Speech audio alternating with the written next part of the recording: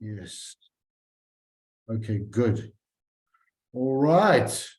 So good afternoon and evening to all of you. I have to apologize to start with for all of the people that attended yesterday's meeting, which was a meeting on the Research Alliance for Extreme Events, because this meeting is pretty much a clone of that meeting. So we're going to kind of repeat quite a lot of the process that we did yesterday.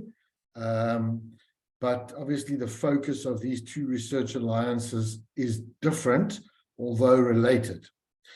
I'm going to ask that all of you please introduce yourselves in the chat, please. Just write your name and tell us where you're from. Will be very helpful. Thank you, so that everyone can read who's in the meeting. I don't want to take up the time by doing any introductions. There are about 65 people registered to attend today. And if we get about half of those, I think that'll be about normal. Here is the agenda. I'm going to introduce our interim steering committee, and we'll develop the thoughts about that later. We are very lucky to have Professor Chris Murray and his colleague, Zachary Ali, from the London School of Hygiene and Tropical Medicine, both of whom are co-authors, I believe, of the Lancet Countdown, who will talk to us a little bit, and they have a particular message for us about work that they want to do in Africa in general. Then I'll talk a little bit about the REACH concept, especially for those that haven't really been familiar with the process up to now, take some discussion on it. Then I will tell you about the interim steering committee that met before this meeting. Then we'll discuss the proposal for a symposium. We have a quick notification from Catherine Vincent, who I assume is going to be here, and who is busy admitting people, so I can't see. She wanted to just use the opportunity to promote some work she's doing. Then we will have a final discussion on what we have to do and what we've agreed, and we will conclude. Okay, so that's what we will do today. And this meeting is not so formal. It's really a mechanism to kind of get a mandate from a broad community of people to proceed with this idea. And because while the slides are presenting, I can't always see whose hands are up, I invite you to interject when you want to by just unmuting and speaking, say your name, and then I will recognize you. So I'm acting as interim chair. Right, so I will start by telling you who we gathered together to make an interim steering committee for this effort. And I want to say that not all of our steering committee members could be here today because of various clashes. So I'm acting as interim chair. We've got Thandi Kapwata from South African Medical Research Council, who I don't think is here today, but Karidi is indeed here today from the SAMRC. So we've got them representatives. We have Bono, who I think is going to be here if she's not here yet. Bono, are you here? If you are, just show your face, say hello. Same with you, Karidi, please, if you don't mind.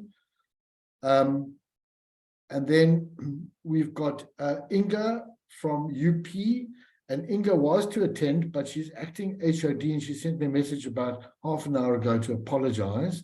So she's fully in, but she's just not able to attend. James Earlham from UCT. James, are you here?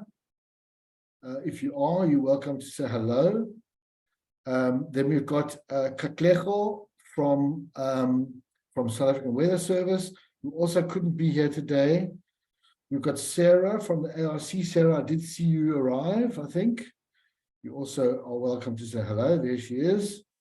And then we've got Michelle Groom from the NICD, who also is traveling this week and couldn't make it, but also fully in support. And I did see that there was another NICD person whose name has just popped out of my head for a moment, Nicola Page, who had registered. I'm not sure if she's here also. So that is who we gathered together to kind of bounce ideas around in preparation for this meeting.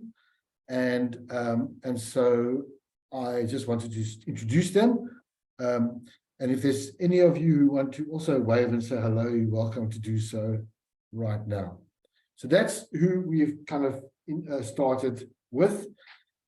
And then the next item on the agenda is to introduce Chris Murray.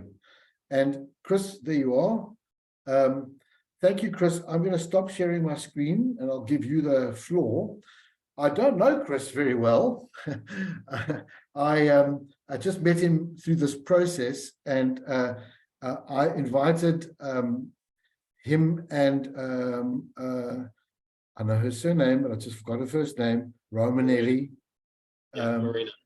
Marina, of course, to join us, mostly because I thought it would be nice to get someone from the Lancet Countdown, and Marina, I think, is the sort of chief author or lead author. She was unable to join us, and Chris is very interested in this because he has a connection, as I'm sure will explain shortly. So I'm very glad that Chris and Zachary are able to join us, and I asked them to kind of take the floor and bless us from London. So Chris, please take the floor and please introduce yourself to everybody. Thanks very much. Yeah, thanks a lot, Neville, and thanks to the whole group for having me here. It's a real pleasure to connect to what is already, looking like a really nice coordinated group of people interested in climate and health. So yeah, I can backtrack a little bit and give a bit of an intro both to myself and to Zach, and also what we're doing at the Lancet Countdown, which I assume many people would have come across over the last few years, in their work on climate and health. So originally I'm trained as an ecologist, and you can probably tell I'm not from London. If you're attuned to the accent, I'm actually Australian, so I'm a little bit far from home, and I'm not even based in London, as Neville mentioned. I'm based at the MRC unit in the Gambia, which is an African research institution that was initially set up by the Medical Research Council UK, but is now part of the London School of Hygiene and Tropical Medicine as an overseas unit. And there's two of our units. There's one here in the Gambia, and there's another one in Uganda. And here I have come, I used to be in London at Imperial College, and I came to the MRC unit to set up a new program in what we call planetary health. But really it is, it's a climate change and planetary health group.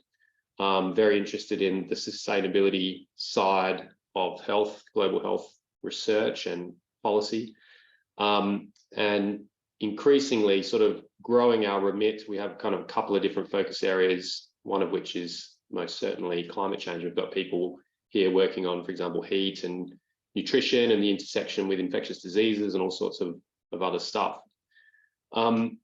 Separate to that, or in fact somehow part of that or integrated with that, I'm a member of the Lancet Countdown on Health and Climate Change, and I have been since about 2016, I think, was my first introduction when I first moved to London.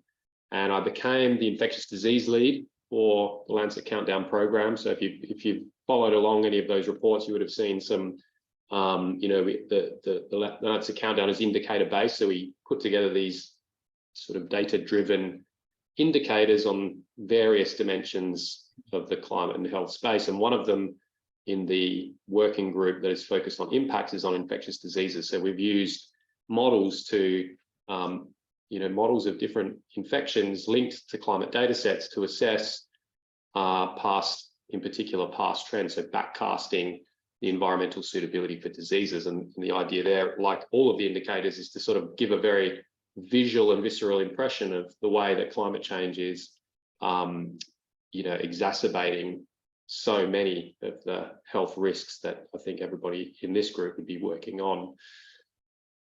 So since moving from London to the Gambia, I've also taken up the sort of challenge of trying to sort of get together a Lancet Countdown regional centre. And that's where my colleague Zach comes in. Zach Ali, he's a nutritionist by training, with also very strong interest in sustainability science and climate, links to climate and food security and things like that. And I'll let him introduce himself afterwards. He's a Lancet Countdown sort of staff member, 50% working to help us establish this regional centre in Africa. And I can see from the list of people that I've come across some of you before, not everyone, of course, but I can see some familiar names there, which is great. And what we're really sort of trying to do is sort of take the lead from the original Lancet Countdown team, which is very large. There's about 100 researchers involved, I think, at last author count. Very few of which are coming from parts of the world that we would consider sort of developing or lower middle income. And this is an issue that's been raised a number of times by the global community in climate and health, and something that we're, increasingly trying to kind of address. And it's not through any sort of intentional exclusion, it's just the way that the countdown has developed. It's been very sort of bottom up. So the people that have been most involved are really the people that have been seeing some of the reports and then reaching out to the team and sort of proposing new activities and things like that. And as it's gone, that's been primarily from high income countries. So now we recognize that we need to make additional efforts to try to make this a truly global initiative. And that's where these regional centers are coming in. So we already have a bunch of regional centers set up, for example, in China and South America. There's one in Australia. And we have now the plan to launch one, hopefully this year, in Africa. So this is all pretty new. We just sort of announced our intention to take this direction. When was it? Like a couple of months ago, 2 months ago, we went to the AHEC conference in Kigali, and we had an amazing time there with a conference organizing team with AMREF that are very, very keen to develop this agenda in Africa. So it was a first opportunity for us to really connect with a bunch of people on the ground. And we, at that meeting, and I'll ask Zach if he can maybe share the link, we produced a sort of a brief of the Lancet Countdown effort, but for an Africa focus, so an Africa context. And then at the end of that, we made a call for input, basically. So people all over the place in Africa who identify with this methodology that we're using in the Lancet Countdown and the ambitions to create networks in particular Africa in this case, we're encouraging to get in contact. And it seems to me that we're doing at a sort of continental level what you guys have already done or are in the process of doing in South Africa. So there's really strong complementarity there. We're interested in, almost sort of connecting the dots between networks. We're all part of networks of climate and health research through our funders and through our different institutions and collaborations. And what we're trying to do is sort of bring a certain kind of continuity to those in order to start working out who might be interested in going forwards with us in producing content for future Lancet Countdown activities that much better represents the participants and the stakeholders and the decision makers in Africa. So I think that sort of covers most of the sort of intro from where we're coming from. Unfortunately, I don't have much time to hang around with you and discuss, but I'm hoping that Zach can stay on the line and listen to all of the content that you guys have for this meeting, and that we can use this as a sort of an opportunity to springboard a relationship, say that we're very open for input and all the rest of it, and really encourage anyone to get in touch if you're interested in this. And before I go, I'll put the link to the website for the Lancet Countdown. There's sort of a centralized coordination of information through a website where you can explore all the different aspects of the project. It's a very large project. It's got many different dimensions. There's 5 working groups, so everybody's expertise is likely to be covered somewhere, from impacts to adaptation to policy and political sentiment and all the rest of it. It's a very comprehensive kind of program. And what we need is just people that know stuff about climate and health. And what we need to do is make sure we're representing the interests of Africa much better than we have been doing in the past. So that's really it. Ambition. It's an open call. And I'd like to just also congratulate Neville and others in this group on, having the vision of putting this group together. And, it's clear that we have a similar ambition there, and I hope that we can use that, in future to do good stuff together. So thanks. I'll leave it there, and I'll give Zach an opportunity also to take a couple of minutes before you guys plow on with the rest of your agenda. And of course, feel free to throw any questions if you'd like. I've probably got about 6 or 7 minutes that I can hang around for. Thanks. Let's give Zach the floor, and then I'll make a couple of comments and see if there's any from others. Zach? All right. Thanks, and good morning from here. And thanks, Chris, for the introduction. You've said pretty much most of the things that I do. So I have a background in nutritional epidemiology, but recently I'm working closely with Chris as a research fellow on climate and health, and trying to set up the African Center. So much of what we're doing currently is putting together researchers who are working on climate and health focused on Africa, bringing them together to try and put them into different working groups to try and establish more the link between climate and health in Africa, and using African scientists and African data more, as much of the data we have currently is not much produced by African scientists, or from it's extrapolated from other regions. So we want more representative data to try and establish how climate change is affecting health in Africa. So much of the plans is to get people on board and then to launch the program, as Chris said. So and what I also like about the idea of REACH is the fact that you have a central body that try to coordinate all efforts in climate and health in I think South Africa or other places. We've seen that in the Gambia, where there's a lot of funding coming into the country, but people work in silos. So I think it's clearly an important step that you have a coordinating or a steering body that tries to see what is coming and how agendas could be moved towards what is necessary for the country or the region. So in this regard, we pretty much, in both locally and internationally, in terms of Lancet Countdown, we have similar ambitions, and we are happy to be here. Thank you. Thanks very much, Zach. I just wanted to say, by the way, Chris, I'm a marine biologist masquerading as a climate scientist, I think. But what I wanted to ask was, when you say regional center, do you mean all of Africa as the region in this particular case? Because, of course, as Southern Africans, we get very defensive about Africa being called the region, but I understand what you mean about regional being different continental efforts. Then I've got 2 more things I quickly want to say, and one is, you won't be present when we talk about one of the activities we're going to propose to this group is to develop a typology for climate and health. And that's something which I think might be interesting to you guys. When I say typology, I'll need to define that later, but really to try and be clear about what we're talking about, because many people use words interchangeably. And then the other idea that came up out of our interim steering committee meeting was the idea of a potential Lancet Countdown-like barometer for South Africa, potentially for Southern Africa. So there is indeed great synergy and something which we can really get our teeth into in collaboration with the Lancet Countdown. But that's me getting ahead of myself. Okay, let me just let you respond to those, either you or Zach.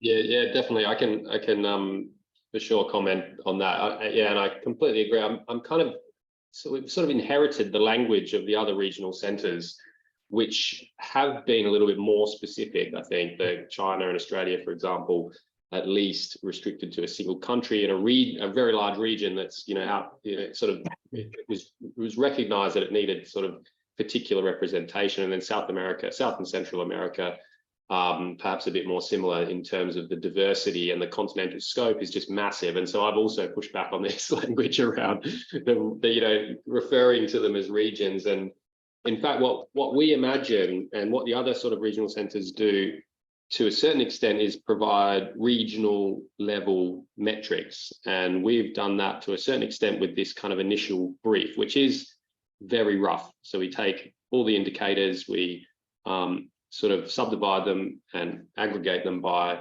the entire region. But where we see this going is to make sure that it is much more granular than that. So we would anticipate aligning with some accepted regionalization kind of approach, whether that's using the African Union, or whether that's using, at the moment we're using WHO regions, which I think is also far too coarse for this. But there is this ambition to kind of get to the point where we're able to summarize and generate statistics and stories that are much more specific to different parts of Africa, just noting the unbelievable diversity here and the difference in issues in different parts of the continent. So that's for sure something that we'll need to discuss, and maybe we'll rebrand and rename our centre once we get it up and running.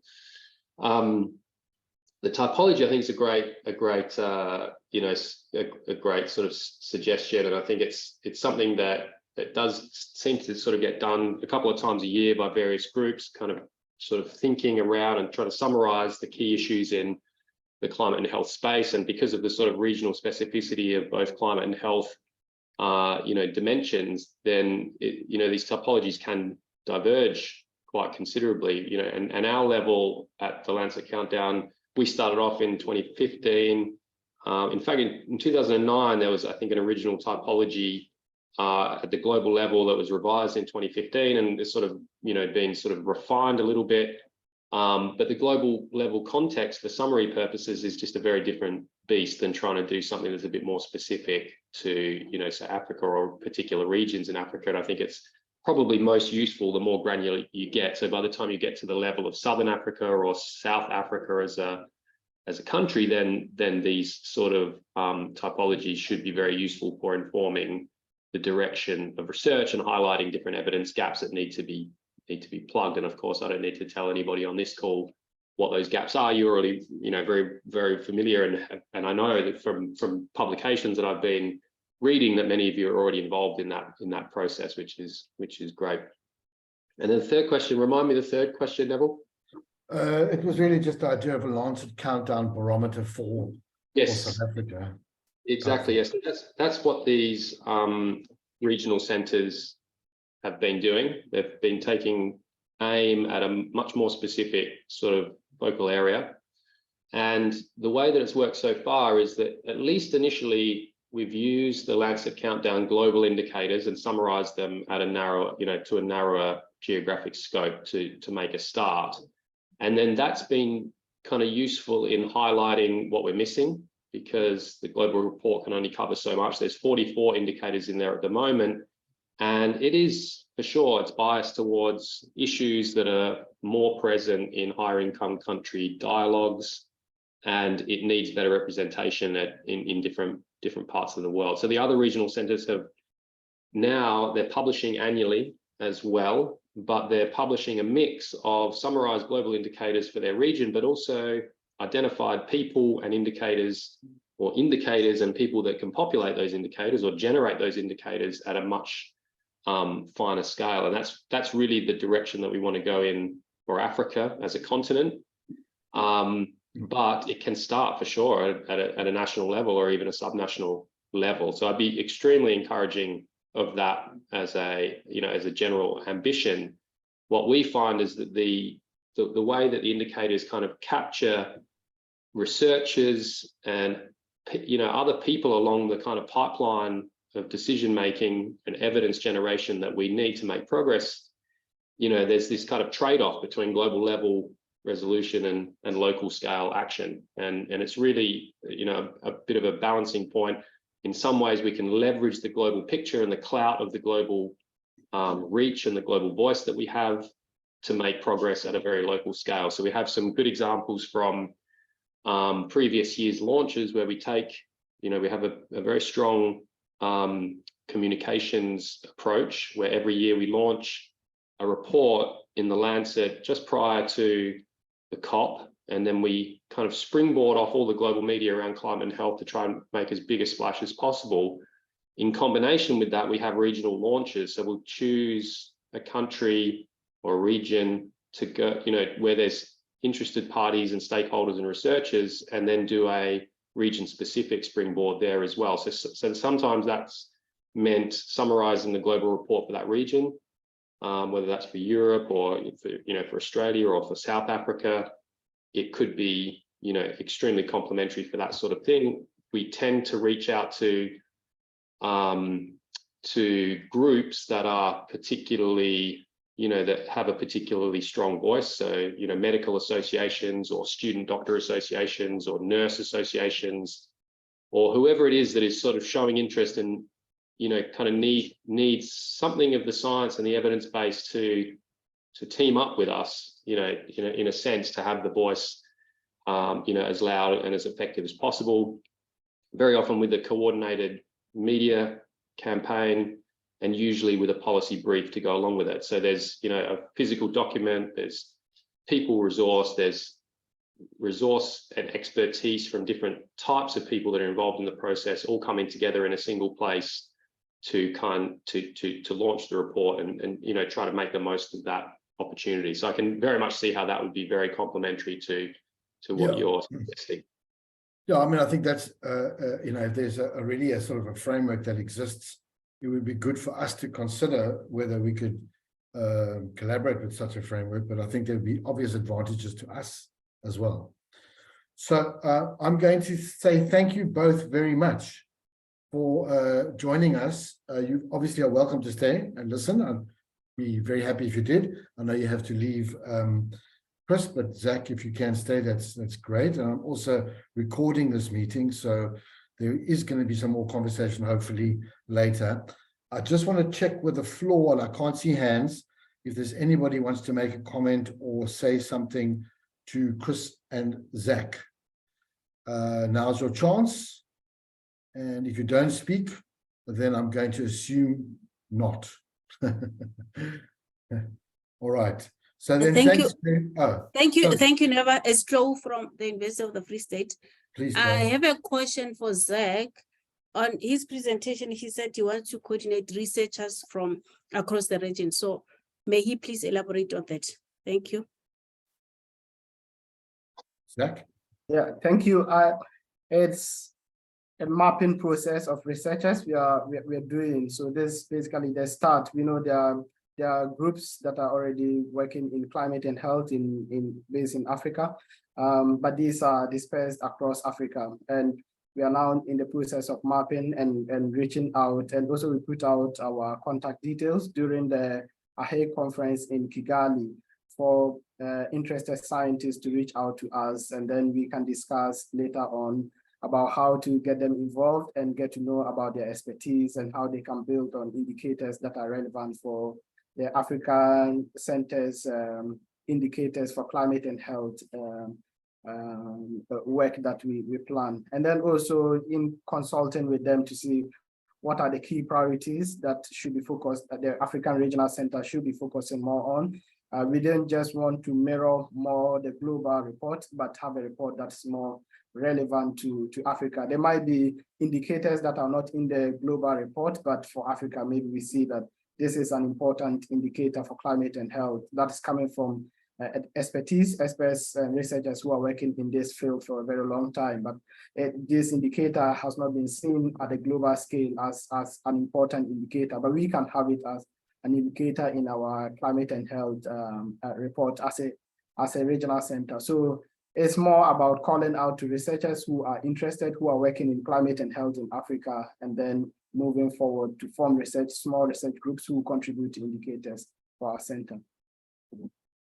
Thank you, Zach. And it's, again, very aligned with what we want to do locally here. So perhaps, again, we can plug in that way. We're starting small, we're starting local, but our ambitions, I guess, are to take over the world ultimately, but we'll get there when we get there. So thank you very much, Zach. I would like to move on to our agenda now. So again, thanks to Chris and Zach for participating in this part of the meeting. And again, you're welcome to stay on. I'm going to reshare my screen now, and I hope you can all see it. So the next part of the meeting is just to reiterate again what it is we are talking about. And I'm sorry for going over old territory for those that have heard this before and those who were there yesterday with a similar meeting. But there are a few points I want to raise, and then I'm going to talk about the problem as we've defined it and the need for it, and then talk about the scope of what we want to do to address this problem, and then open for some discussion. Just to say that this concept of a research alliance has an origin, and the origin is out of some thinking that has emerged out of the DFFE National Framework for Climate Services, where on the left-hand side on the top there's this a framework that exists that is being implemented in South Africa, which runs in a sort of network of concepts, and I'll pick the observations and monitoring around both climate, in this case, climate monitoring, and also disease epidemiology, those counting as the observations, through research and modeling and prediction development and tool development, to the development and delivery of climate and health information, to the user interface platform, and ultimately to users and beneficiaries. And the user interface platform is meant to be sectoral, and one of those sectors is health. And so as a sort of research community, I think the idea is that we plug into this user interface of the collection of both the researchers of climate and of health in general, as well as the users of this information, the clinicians, the private sector institutions. That's the platform that is envisaged, and really what we're talking about is the research component of that interface, as well as, of course, the research itself.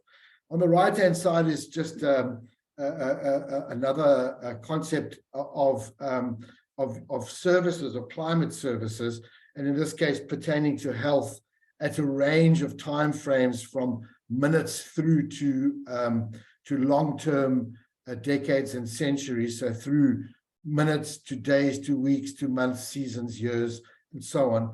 And so that helps us to kind of conceptualize the kinds of applications that would be appropriate at operational level, tactical level, and strategic level in terms of climate and health. And those two ideas are really what brings us together here. And so the rationale behind this, the problem that needs to be addressed, is that we have seen over recent years a burgeoning of climate and health research. A lot of people becoming very interested in this because of the obvious implications of climate impacts. But it's important to stress that this is not climate change and health.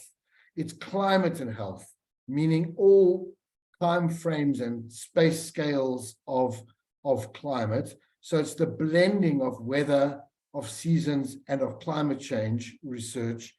And why this is important is because as climate changes, it manifests at the time scale of weather and of seasons.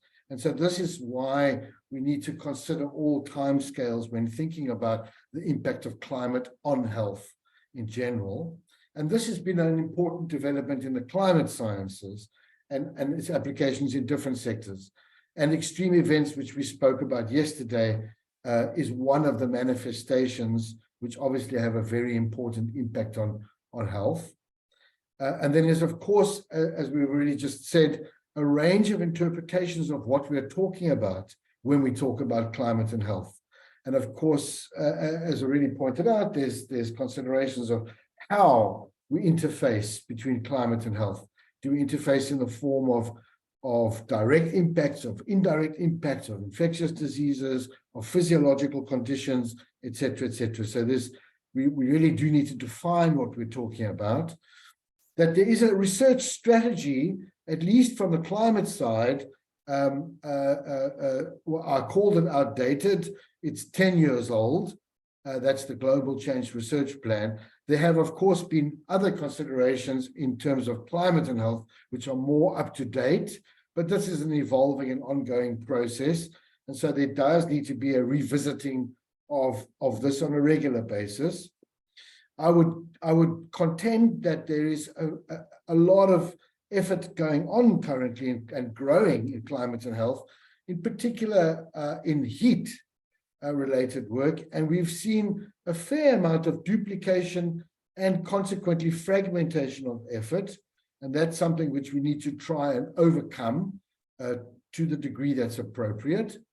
In the country, we have limited resources, and we have a range of drivers of our research agenda, often driven by the funding sources rather than strategically, and hence the need to be more strategic and in fact influence the sources of funding rather than the sources of funding influencing the strategy. And then obviously a very important growing need for suitable evidence and useful data at the appropriate time and space scales that we need. And so we need a strategic approach around that. So those are the things that I contend and we are contending when I'm representing the interim steering committee. We contend are problems and a need for organizing the climate and health research community in a more strategic way. And so the next slide talks a little bit about the idea behind REACH. And I want to say that this is not new. We tested this idea at the Global Change Symposium, which took place in January, and have done quite a lot of consultation amongst various people, and came up with this idea of a research alliance, which I need to emphasize, also emanating from yesterday's conversation, is not designed to do the research, but rather to guide and facilitate the research among partners. And we had envisaged this as having three, if you like, core organizations which have respective mandates already to conduct the research and to issue outputs or manage outputs from the research. And those would be the South African Weather Service in no particular order, the South African Weather Service from the climate side, having the mandate to deliver climate services, the National Department of Health, Bono is here, I see, and Bono represents that institution, as well as the NICD, which has become more and more interested in this aspect of environmental health, who deliver a range of different services, and the South African Medical Research Council, which is self-explanatory as a key role player. But they don't necessarily need to own the idea. They are just sort of core mandate tenants of the idea. All of the other partners who would be on equal footing would comprise the various other role players who have an interest, and those we've just identified in this diagram as public research institutions, disaster risk management, government departments, academia, private sector health, individual researchers, research groups as they might occur. So that is a sort of like framing of it. And what would it do? Here's a list for you, which I'll quickly read out.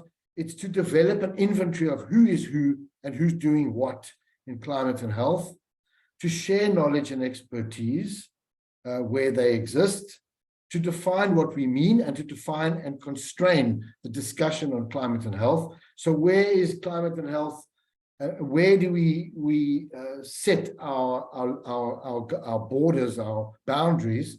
And I've got this diagram up here from another document on the right of the writing, which talks about this so-called value chain of climate services or climate knowledge, starting with the biophysical and monitoring research, developing tools, then developing solutions and servicing beneficiaries. And precisely where we fit and what's in the research alliance and what's beyond the research alliance will have to be defined by the members. Other ideas is to develop a national, the other role is to develop a national scale coordinated research strategy and precisely for whom this research strategy is also needs to be discussed. I have had engagements through the steering committee with Bono about this particular issue, and we agreed, Bono and I, that this needs to articulate well with the Department of Health strategies. So as a new initiative, it may not be an agency or an extension of the DOH, but certainly they will be part of the process and help define what it is. So it'll be independent of the Department of Health. And it is something which the Department of Health can use strategically, depending on how it develops. The idea of developing a research strategy would be something very helpful, and to catalog who's doing what would be very helpful to the subcommittee of the Department of Health's Climate Adaptation Committee. And depending on how it develops, it can be used to service the research community of in climate and health. And so Department of Health is in a position to support and to collaborate and work with, and hence Bono represents the DOH as a member of the committee, as does the NICD and the South African Medical Research Council. Almost done here. And so then it also would serve the community to act as a clearinghouse for collaboration and a collaboration portal. So when there's funding opportunities and there's a need for collaboration, as there is right now, for example, the Belmont Forum's call is out now for a CRA. There are potential opportunities for people to collaborate on a regional call or regional response, at least, to develop a plan and to present this plan to the relevant agencies for implementation, to develop potential tools and training opportunities, to serve as a component of the UIP for health, that's the user interface platform, and to set an example potentially for other sectors to do something similar. Okay, so I'm going to stop talking for a while. I've spoken a bit just to cover it again. I've given you the point of view on why we need this, and I've given you an idea of what REACH could do. And I'm going to stop sharing for a minute and open the floor, because there might be some comments that you might have on this, and be very happy to take them. So the floor is open to anybody who might want to say, comment on what I've said or others have said so far, and please step in. So who's going to go first?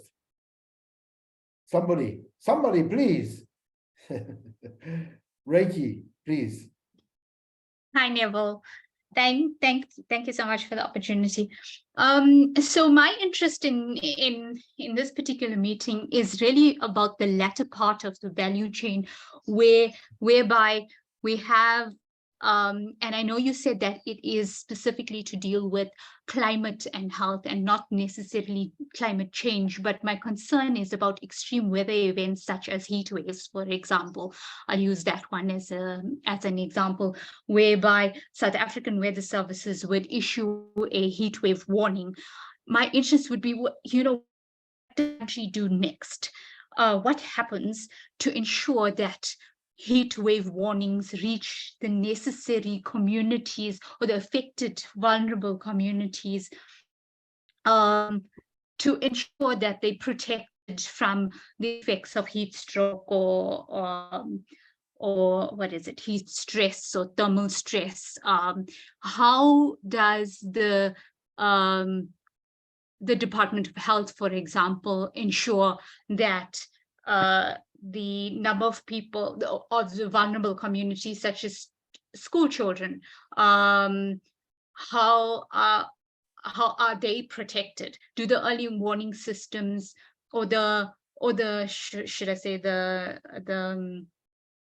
warnings of South African Weather Services warnings actually reach schools? How rapidly can we use this REACH,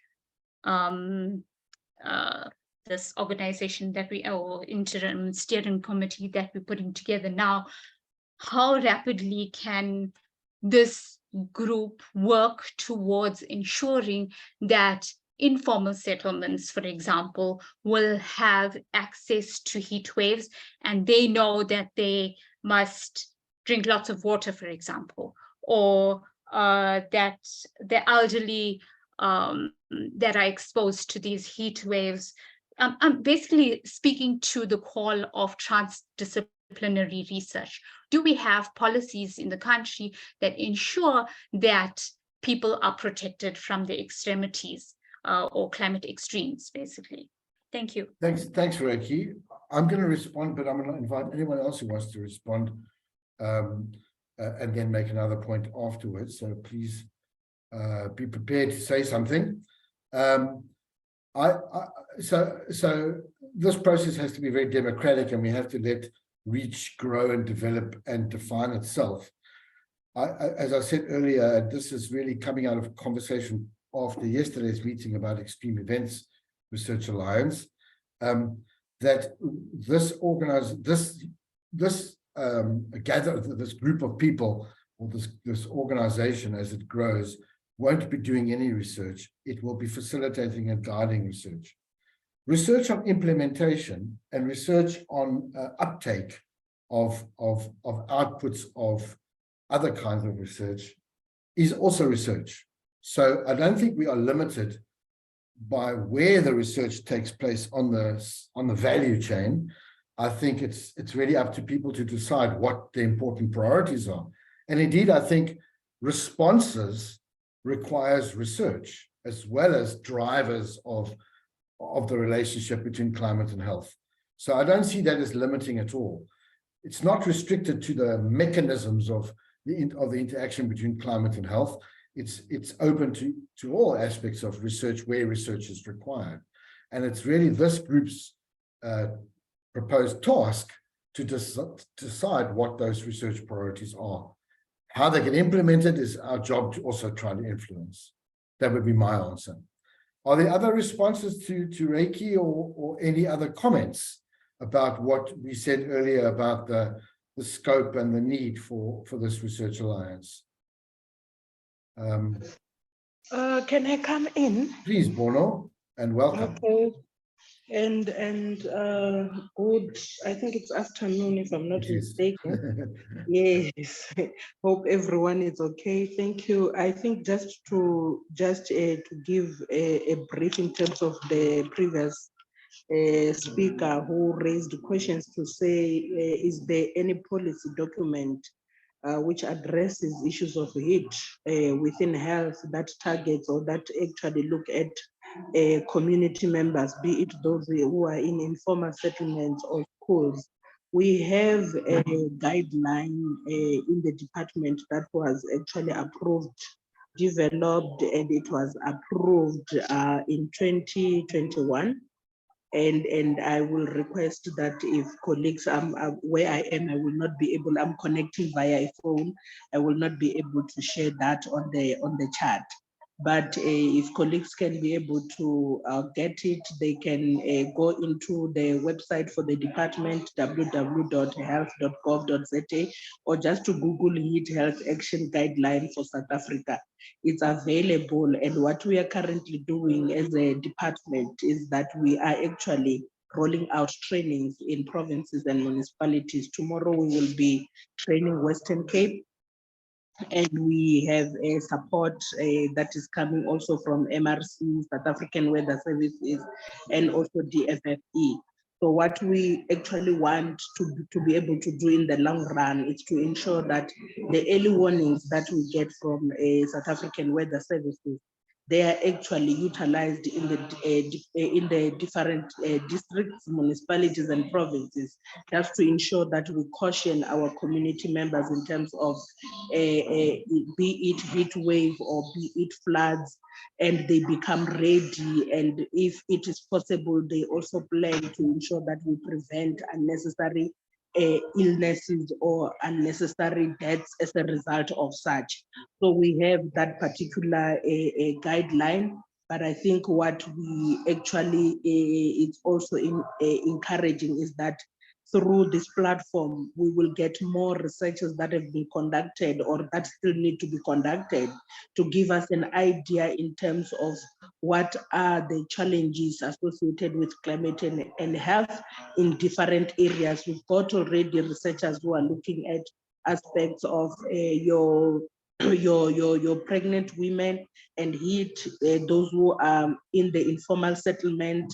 We have projects that are being conducted in terms of the type of housing that are being provided through human settlements and HIT, and what then becomes the model or the best model that can be utilized in terms of human settlement now, building proper housing. So there is some work that is being done, but I think above all, what we are encouraging or what we are supporting through this initiative by REACH is that let's have those researches that have been conducted shared so that it can also inform policy from our side and implementation in terms of our colleagues who are on the ground when we change policy to be able to address situations that are real. It then assists us a lot, not only for SDGs, but for issues of day-to-day livelihood. And I think I will pause there. Thank you. Thanks, Bono. Thank you very much. I want to just see if Thank there you are so any much. other responses. Who is going to speak? Somebody? Any other responses or comments or questions? Thank you, Neville. I just want to find out from Bono, does the department have some research agenda on the climate and health? If not, do they have to, are they planning on having the agendas to collect the research that are already done so that we can see where we can tap in as people who are interested in this climate and health issues as researchers? Also, if you could also share her email address, because I need to speak to her on the chat. Sure. Thank you. Bono I'll type it in for you. Can I respond also? Yes, please. Just to Yes, say, we've got a structure that we recently established, and we had our first meeting.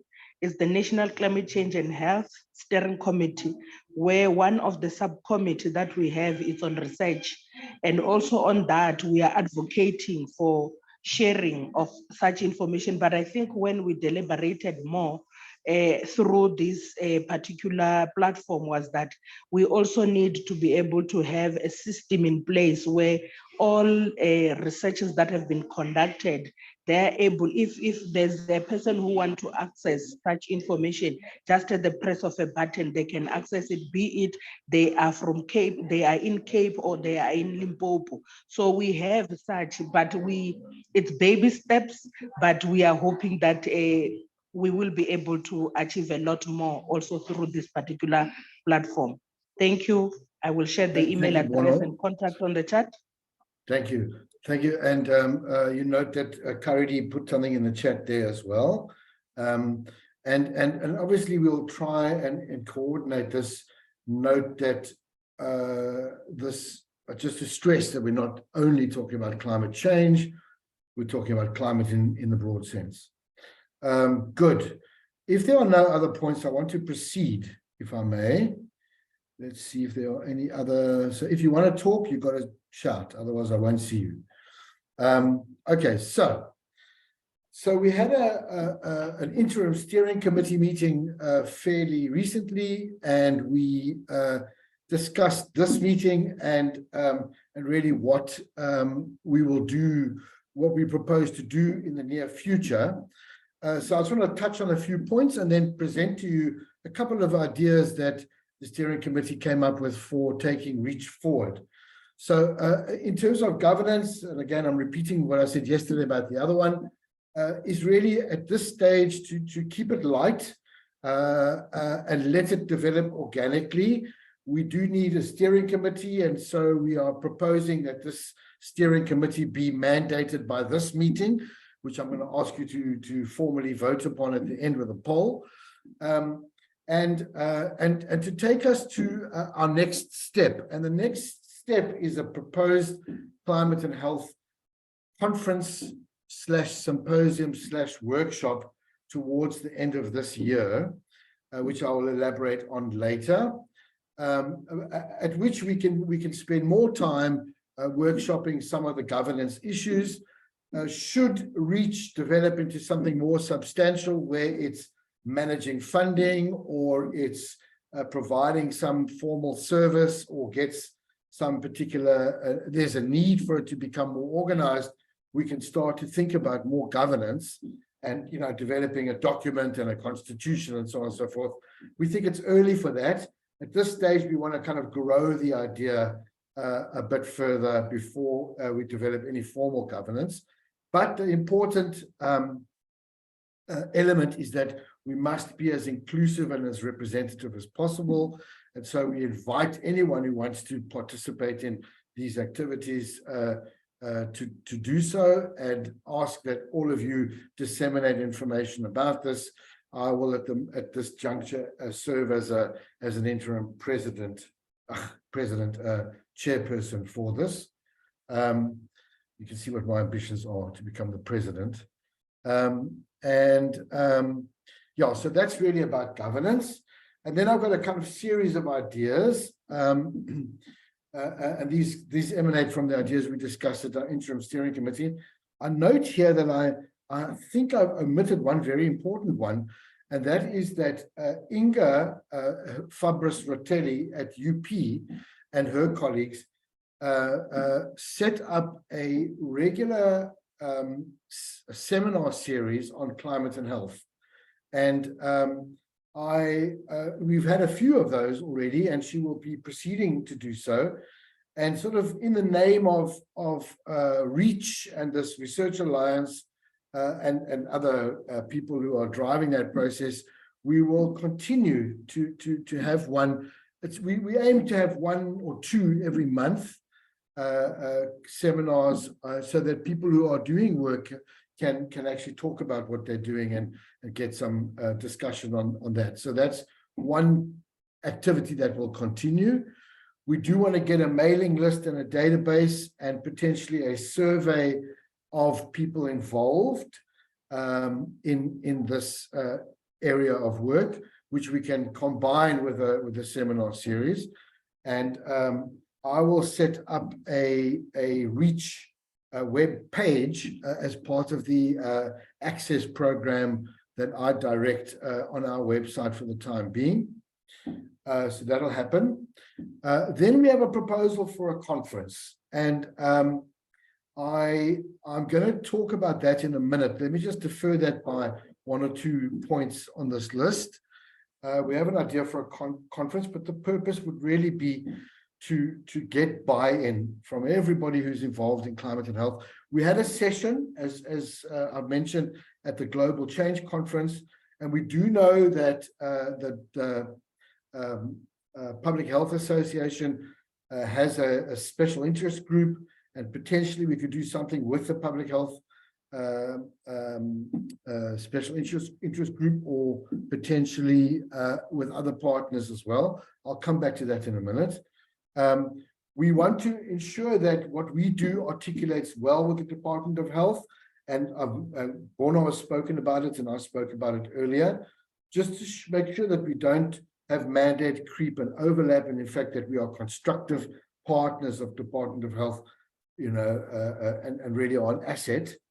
Then the idea of a joint publication, which we would develop and potentially present at the conference on, again, we're using the term typology of for climate sensitive diseases and conditions. Now, you heard that Chris earlier said that there are several of those, and potentially what we could do is we could bring those ideas together, interrogate them, and adapt them for local application. So the idea here is to define all of the terms and all of the concepts and organize those in a kind of logical framework so that we have a similar position on climate and health items. And I'm going to invite anybody in this group and beyond who is interested to participate in developing such a document to put your name down in the chat, and then we can workshop this at some point in time. And then there's just a few more items that I'm going to come back to the conference. It was suggested that as REACH grows, we could develop some training activities and mentoring activities, and potentially offer some coursework for CPD points in the medical fraternity. So that's an idea. Okay, Clue, I assume you're putting your name down for the typologies. Just write typology next to it. So when I look at the notes, I know what that's for. And then, as discussed in terms of purpose, to act as some sort of clearinghouse. It was mentioned, for example, there's MRC PhD funding available, which some people don't know about, and so that's something we could promote. It was also suggested that we engage bibliographical services for collecting information, so to start some kind of literature database for it. And then, as I mentioned earlier, and this was an idea which happened after the event, is the potential of this group putting together a health barometer, as in Lancet style, maybe using some indices and getting something going for South Africa. So those were some of the ideas. Before I go back to the floor, I just want to talk a little bit about the concept of the conference. And for that, I just want to share another document, which I think I did mail out to most people. So the idea here is to hold a symposium, and mostly, well, I'll just read from the document here. So the main aim of this event would be to bring together all researchers in the field to present and workshop their research projects and programs and locate themselves, and for us to locate everybody, on a defined value chain on research for climate and health services and products. So who's doing what along this value chain? This speaks a little bit to what Reiki was talking about in terms of who's doing research on applications and who's doing research on impacts, and who's doing research on drivers, and who's doing research on relationships, etc., etc. So the aim is to develop a very clear understanding of the main drivers of the research effort. So why are people doing research? And to identify strategic gaps, share learning and foster collaboration among researchers in the field, people to find each other. And the aim is to consult with the community on how best to organize climate and health research in the community in South Africa and in the sub-region. So this meeting would also be used to launch the idea of the alliance. So that's really what the purpose is. It's really to kind of make a mark in the sand about where we are and who's doing what in climate and health. And then the outcomes would be a potential series of papers in a journal like the South African Medical Journal or other appropriate one, a mapping of all of the climate and health research currently underway, which we could prepare and present before the conference, prepare before, to really mandate and formally constitute REACH as something, and develop an action plan. So this would require some business and workshopping activities as well as presentations, and then potentially this planning document to grow a research driver for climate and health. And again, I emphasize climate and health, not climate change and health only. And then potentially the organizers might be the Department of Health, the SAMRC, the South African Weather Service, My Program Access, and co-sponsors, and potentially the Public Health Association and SASAS. So, okay, so again, just to quickly summarize what I've said before I open the floor again, just going back to the presentation. I spoke about the governance of REACH, I spoke about the interim steering committee, and then some ideas for kickoff, website mailing list, the conference idea, to make sure we articulate properly, and then the idea of developing this joint publication on a typology for climate and health. Then the idea of setting up a mentoring scheme and maybe some potential training courses, a clearinghouse for funding opportunities, suggest some bibliographical elements, and potentially a barometer. These are all ideas to start with. Okay, I'm going to stop talking again, and I'm going to open the floor to anyone who might have some ideas. Okay, currently to leave, that's no problem. Thank you, Gloria and Clue. So anyone has comments on any of these ideas that we've proposed as an interim steering committee? Comments, especially on the typology idea. I'm looking for people that are prepared to workshop that idea with us, especially medical people, if there are some. We've got plenty of climate, at least I know plenty of climate people. Any comments, suggestions, objections, new ideas, criticisms? No one's got anything to say? I'm assuming that everyone is very happy with these ideas. Joanette, you unmuted. That means you want to say something, please. Sorry, Neville. Yeah, I think obviously the mapping is really important to get a better idea of who's doing what and be able to pull resources together more efficiently and so on. Yeah, so I would love after that. Thank you, Joanette. So the idea of the typology really sort of goes hand in hand with that. It's important for us to scope out what we think is a scope of items and issues on this research value chain, and then to identify where people are placed and thereby identify some gaps. So they kind of go hand in hand. So I'm looking for participants in that. Any more comments? I see Joanette's thumbs up. Thank you. Any more comments for anyone? So I'm assuming everybody likes this idea. That's great. There are no further comments, so we will proceed in that case. If you do want to speak and I didn't see your hand, then please just go ahead. Okay, so I'm going to go back to the presentation. I've just got 2 more items, and then we can start to close off. Just have to find how I get back to my presentation. Why can't I see it? Share screen. There it is. Okay, good. So, okay, so I've spoken about the proposal for the research symposium. Is Catherine here? Catherine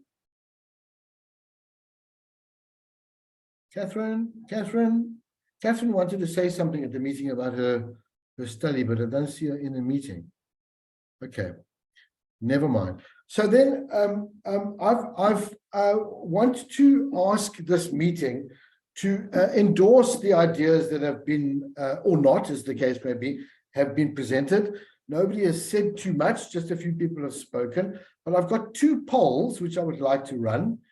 The first poll is the poll on the conference idea, and I want to see if this meeting supports the idea. So I'm going to run this poll, and the poll asks the question: do you support the idea of a REACH conference or workshop in 2023? And you can vote yes or no. You won't be quizzed if you vote no. Well, I don't know who's voting what. It's an anonymous poll. So far we've had 12 votes so far. So I'd like to get a kind of a mandate from this group. So far I've got 14 people have voted. I'm going to close this poll in a few moments.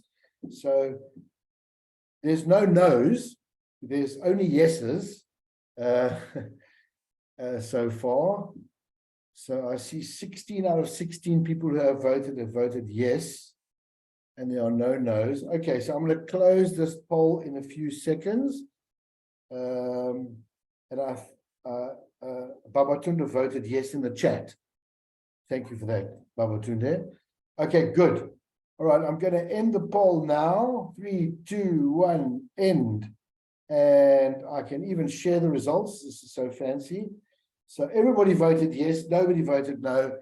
So that means we're doing the conference. We don't have any nominated volunteers for hosting the conference. Obviously, there will be a need for the interim steering committee to help manage the development and the delivery of such a conference. But if anybody is keen for their institution to host the conference, then by all means volunteer, or even in principle until it's confirmed. You're welcome to host the conference, and all you need to do is type your name in the chat and say potential host, and then I can chat to whoever that is afterwards. I don't see anyone jumping up and down just yet. It doesn't mean you have to organize it, it means you have to host it. Organizing will be, oh good, Nada, that's very nice, thank you. I think it'll be a nice venue, is in, I think you're in Belleville, right? Yes, Nada, yeah. thank you. Great. Yeah. Okay, so potentially the SAMRC in the form of NADA can do that. That'll be great. Okay, good. So thank you. And then the interim steering committee will then kind of hang out until the conference, and then we'll do a proper election at the conference, I guess.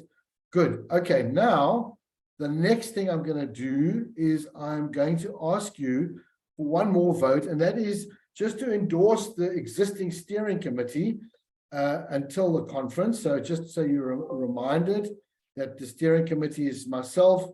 It's got we've got Tandi and Karadi from the SAMRC. We've got Bono from the DOH, Inga from UP, who's running the seminars.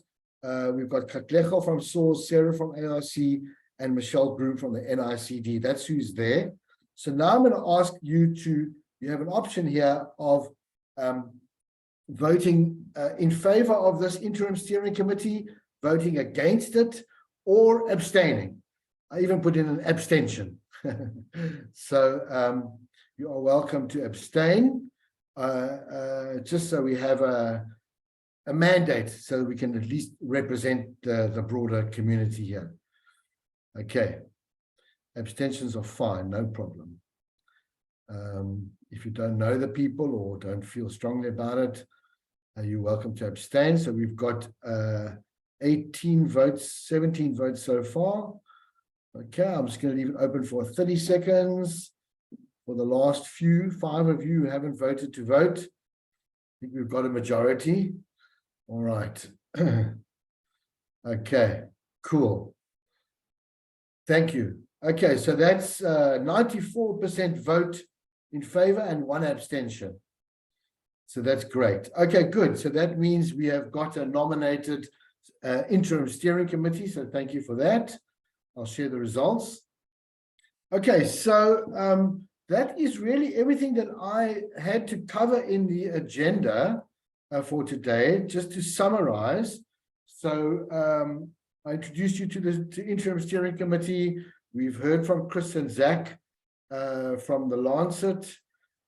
We spoke about the REACH concept and why there was a need and what we proposed the scope of REACH to be. I presented to you a couple of ideas around what REACH could do, invited some of you to participate, or any of you to participate in the idea of developing a typology document. We have proposed the idea of a REACH symposium, which was voted for. Catherine didn't materialize. I thought she was going to be here. And then got a vote to endorse the interim steering committee, which is great. And I think that's everything that I wanted to cover today. So I'm going to stop sharing and check to see if anybody else, I see here, consider co-opting Department of Environmental Affairs and some of cocktail responsible for disaster management. Thank you. Yes, indeed. I'm assuming you mean for the conference, or do you mean, well, I suppose for both? And indeed, that is, again, it's going to be an open invitation. And these are the kinds of things that they grow, and as they develop legs, we will attract more people. But indeed, we need to invite other people. And if you are involved with the right people, please encourage them to either contact me or register on our website for further communication. All right, so okay, thank you for the steering committee. Thanks, Tabang. I just want to ask Sarah, and who else is here, and Bono, and others who are on the steering committee. Willem, Willem, you're on yesterday's steering committee. If there are any comments that they want to add, Sarah or Bono, anything? Are you happy? Sarah, Bono, going. No comments from Sarah. Okay. Anybody else have any comments, cautions, compliments, criticisms to say before we close off? Anybody going, gone. All right. Well, that then brings us to the conclusion. So I thank you all very much for participating, and please watch developments as they do develop. Thanks again. we are now formally closing the meeting, and I will stop recording. Thanks, everybody. Okay, so recording. Stop recording. Are you sure?